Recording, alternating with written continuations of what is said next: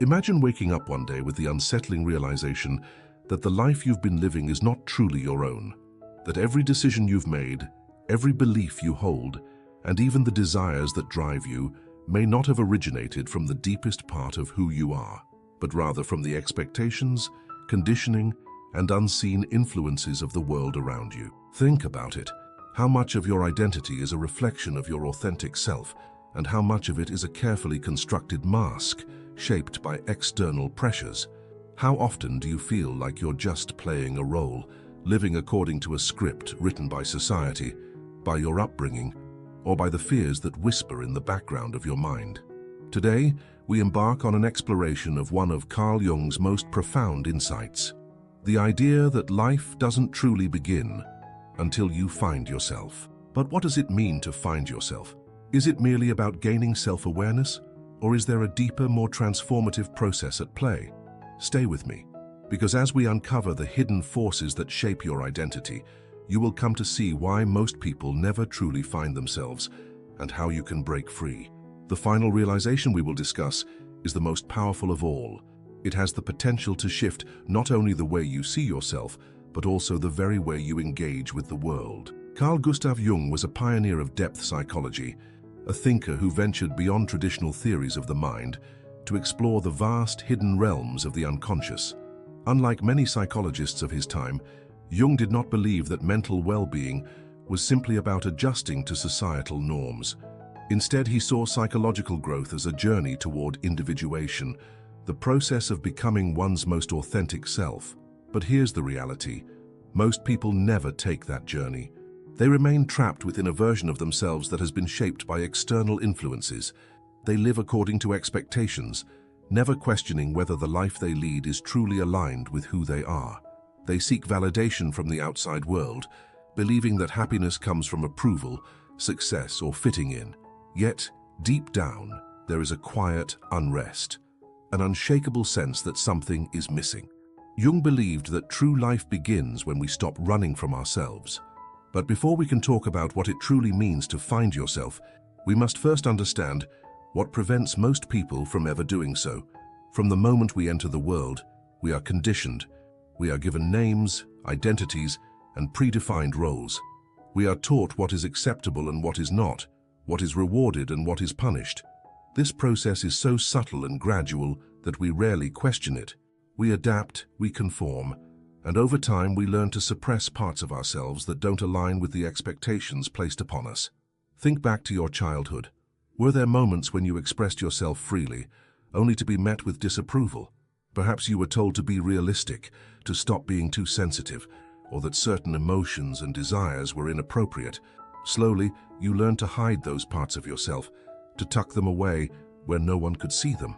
And in doing so, you began to build a mask, what Jung called the persona. The persona is the face we present to the world. It allows us to function in society, to navigate relationships, and to gain acceptance. But here's the problem. The more we identify with this mask, the more we lose touch with our real selves. We begin to believe that we are the persona, forgetting that there is something deeper beneath it. And then there's the other side of the coin, the shadow. If the persona is what we show the world, the shadow is what we hide from it.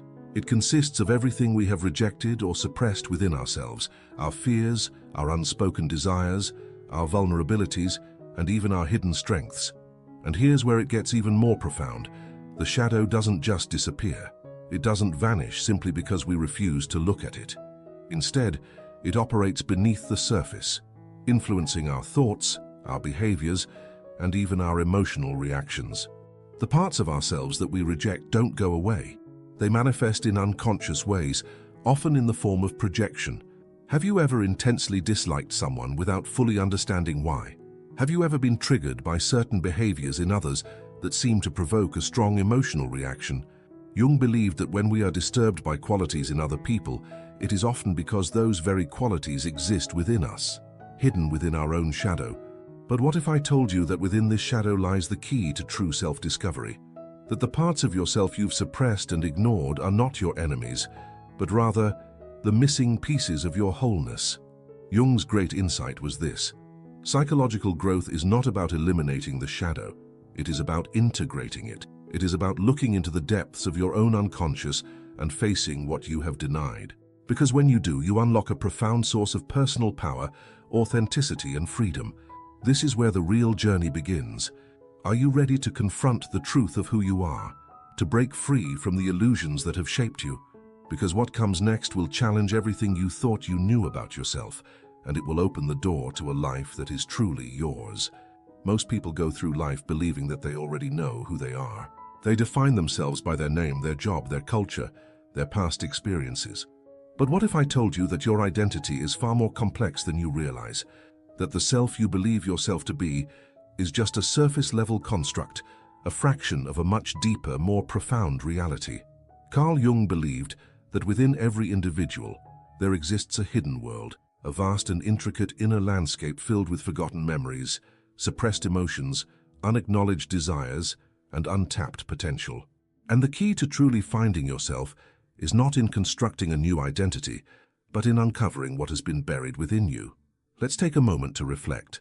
Have you ever felt a deep, unexplainable longing for something more? A sense that there is a greater version of yourself waiting to emerge? This is not just imagination, it is the voice of your unconscious mind calling you to something greater. Jung referred to this process as individuation. He believed that true fulfillment comes not from conforming to external expectations, but from integrating all aspects of ourselves, the good, the bad, the light, and the dark. But before we can integrate these parts, we must first confront them. And this is where most people stop. Why? Because facing yourself is uncomfortable. It requires looking at aspects of your personality that you have long ignored. It demands that you question long-held beliefs, challenge your fears, and confront the inner conflicts that have shaped your life. Think about it. How often do we avoid silence? How often do we distract ourselves with work, social media, entertainment, or anything that keeps us from sitting alone with our thoughts? This constant distraction is not accidental. It is a defense mechanism, a way of avoiding the deeper questions that linger beneath the surface. But no matter how much we try to avoid them, these hidden aspects of ourselves do not go away. They show up in unexpected ways, through anxiety, self-sabotage, unfulfilling relationships, or a persistent feeling of being lost. Jung believed that our unconscious mind is always speaking to us, but we have learned to ignore its messages. However, if we start paying attention, we begin to see patterns. We begin to notice how our deepest wounds influence our choices, how our suppressed desires shape our behaviors, and how the things we fear most often hold the greatest lessons. Let's consider a simple yet powerful example: fear of rejection. Many people go through life terrified of being judged or abandoned. They seek approval, avoid conflict, and suppress their true thoughts to maintain harmony. But where does this fear come from? Is it really about the opinions of others, or does it stem from something deeper? Perhaps an old wound, an experience from childhood, a moment when they felt unseen or unworthy. Jung would argue that this fear is not just an emotion, it is a shadow aspect of the self that has not been fully acknowledged, and until it is brought into the light, it will continue to control one's actions from behind the scenes. But here's the incredible thing. When we finally face these hidden parts of ourselves, they lose their power over us. Imagine for a moment what it would feel like to live without fear of judgment, to speak your truth without hesitation, to make decisions not based on what others expect, but on what resonates deeply within you. This is the power of individuation. It is not about becoming someone new, it is about becoming more of who you truly are. But how do we begin? How do we uncover the unconscious forces that shape our lives? Jung believed that one of the most powerful ways to access the unconscious is through symbols, dreams, and introspection. He saw dreams as messages from the deeper self, revealing hidden truths about our psyche. He also emphasized the importance of creative expression, art, writing, music, and other forms of self-exploration as ways of accessing and integrating the unconscious mind.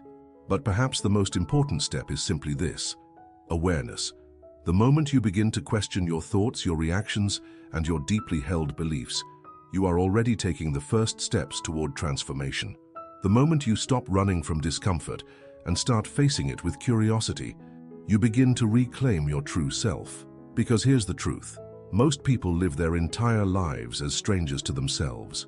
They follow the paths laid out for them, Never realizing that they have the power to choose something different, they suppress their true nature, never realizing that their greatest strength lies in embracing all that they are. But you don't have to be one of those people. You have the power to break free from the illusions that have held you back, to shed the layers of conditioning and fear that have kept you from experiencing life fully, to step into the fullness of who you are, unafraid and unapologetic. And in the next part, we are going to explore something even more profound: the hidden archetypes within you. These ancient patterns, buried deep in your psyche, hold the key to unlocking your greatest potential. What you are about to learn may change the way you see yourself forever. If the journey to finding yourself were as simple as making a decision, everyone would already be living in complete alignment with their true nature. But as we've seen, the process is far more complex. It is not just about choosing who we want to be, it is about uncovering the forces that have shaped us, facing the parts of ourselves we have rejected, and integrating them into a whole, authentic identity. But here's a question. Why do we feel drawn to certain behaviors, desires, or fears? Why do we repeat the same mistakes or fall into the same patterns even when we try to change? Carl Jung's answer was revolutionary. He believed that within every human being there exist universal patterns, deep-rooted psychological blueprints that influence our thoughts, emotions, and behaviors in ways we often do not fully understand. He called these patterns archetypes. Jung argued that archetypes are ancient, collective images stored in what he called the collective unconscious, a level of the psyche shared by all human beings, inherited from the experiences of our ancestors. These archetypes shape our personal identity, our relationships, and even the way we perceive the world. Think about the stories that have been told throughout history: the hero's journey, the wise mentor, the shadowy villain, the innocent child. These characters appear in myths, religions, literature, and even in our dreams. They are not just fictional. They represent psychological forces that exist within all of us. And whether we realize it or not, these archetypes are constantly at play in our lives. For example, consider the hero archetype. This is the part of you that longs for purpose, that feels called to something greater. It is the part of you that seeks to overcome obstacles, grow stronger, and achieve a higher version of yourself. But this archetype does not exist in isolation. It is always accompanied by the shadow. The shadow, as we discussed earlier, represents the repressed and hidden aspects of the self. It is the part of you that contains your fears, your weaknesses, and even your untapped potential. In myths, the hero must confront the shadow, often symbolized as a monster, an enemy, or a great challenge, before they can truly evolve. Now, let's bring this into real life. Have you ever had a moment when you knew you needed to change, but something inside you resisted? A time when you had the opportunity to step into a greater version of yourself, but fear, doubt, or self-sabotage held you back. This is the battle between the hero and the shadow playing out within you. The mistake most people make is trying to suppress the shadow instead of understanding it. But Jung believed that true transformation happens when we integrate the shadow, not by rejecting it, but by learning from it. Let's say you struggle with self-doubt. Instead of ignoring it or pretending it doesn't exist, Jung would encourage you to ask, where does this self-doubt come from? Is it truly yours, or was it planted in you by past experiences, societal expectations, or the voices of others? What lessons does it hold? Could it be that within your doubt there is actually a hidden strength, such as humility, introspection, or the ability to see things from multiple perspectives? When we begin to see our struggles not as weaknesses, but as messages from the unconscious, everything changes. But archetypes go beyond just the hero and the shadow. There are many other forces within us, each with its own role in shaping our identity. One of the most powerful is the anima and animus archetype.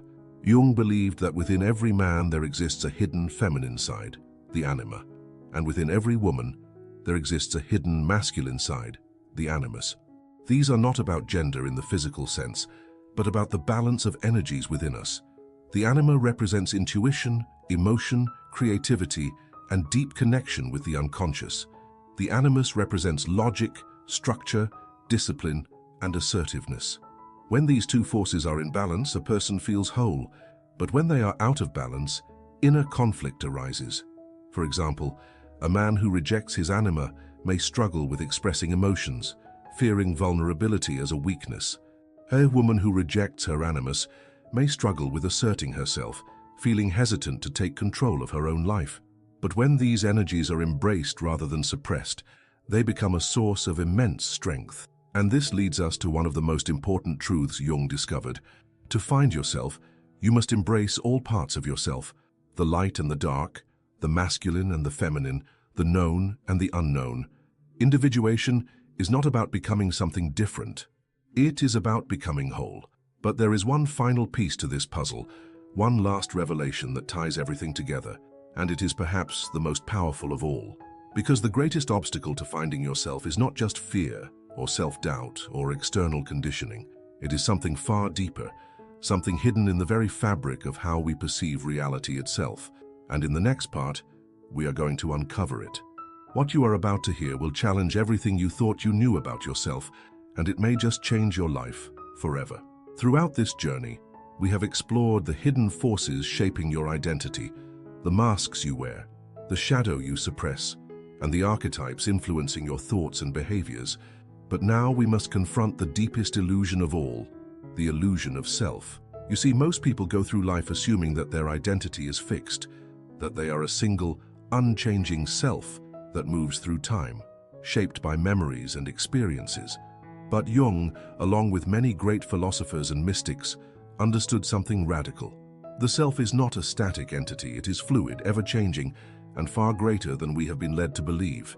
What if the version of you that you identify with right now is only a fragment of something much larger? What if the person you think you are is just one expression of a limitless consciousness that has been evolving for centuries, across lifetimes, through inherited wisdom and experience?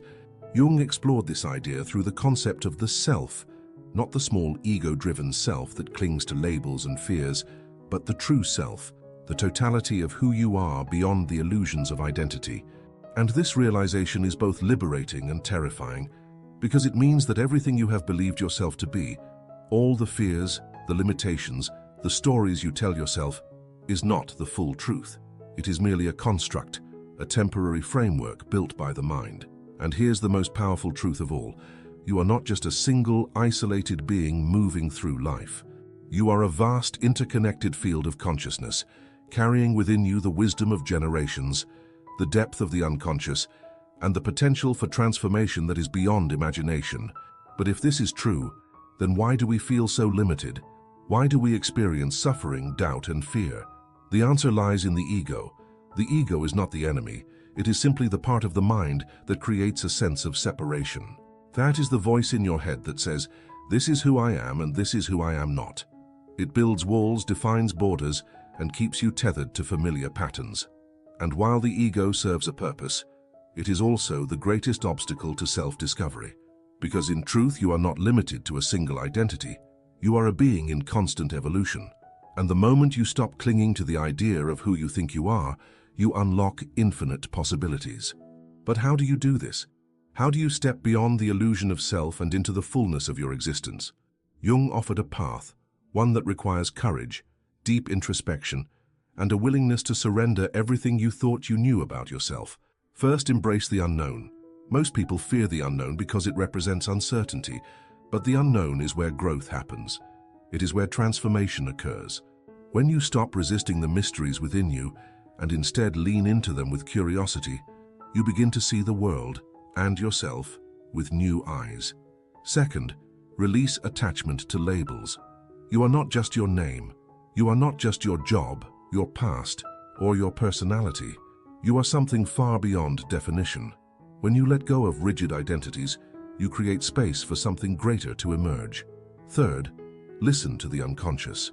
Your dreams, your instincts, your deep intuitions, they are not random. They are messages from the self guiding you toward wholeness. The more you tune in, the more you will begin to recognize patterns, synchronicities, and signs that lead you toward your true path. And finally, surrender to the process. Finding yourself is not a destination. It is not something you achieve and then forget about. It is an ongoing journey, an unfolding of deeper and deeper layers of truth. And here's the ultimate revelation. You were never truly lost. You have always been here. The self you have been seeking has been within you all along, waiting to be remembered. So now, the choice is yours. Will you continue living as a fragment of who you truly are, bound by old fears and illusions? Or will you step forward into the unknown, embracing the vast, limitless being that you were meant to become? Because life does not truly begin until you find yourself. And now, you know the way. Thanks for looking.